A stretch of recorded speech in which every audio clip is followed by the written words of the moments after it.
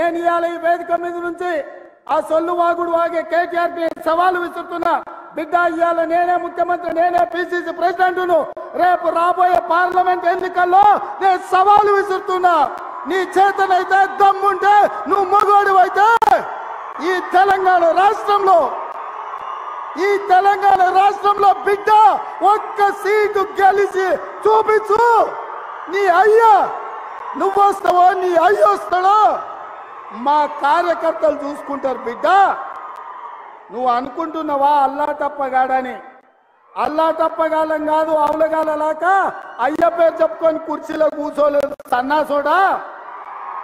కింది నుంచి కార్యకర్తగా కష్టపడి జెండాలు మోసి లాఠీ దెబ్బలు విని నీ అక్రమ కేసులు ఎదుర్కొని చెర్లపల్లి చెంచల్గూడ జైల్లో మగ్గినా భయపడకుండా లొంగిపోకుండా నిటారుగా నిలబడి నిన్ను, నీ అయ్యను, నీ బావను బొందబెట్టి ఇవాళ కుర్చీలో కూర్చున్నాం.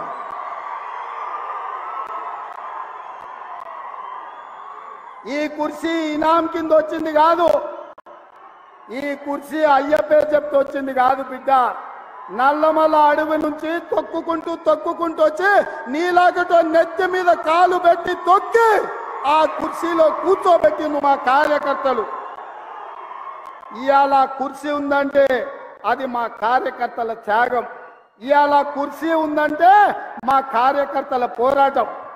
ఈ కార్యకర్తలు వీళ్ళు నాకండగా నిలబడ్డంత కాలం, నన్ను భుజాల మీద మోసినంత కాలం, నువ్వు కాదు, నిన్ను పుట్టించిన నీ అయ్య కాదు, వాళ్ళ దేవుడు వచ్చినా ఈ కుర్చీని తాకలేరని నేను ఇవాళ చెప్పదలుచుకున్నా.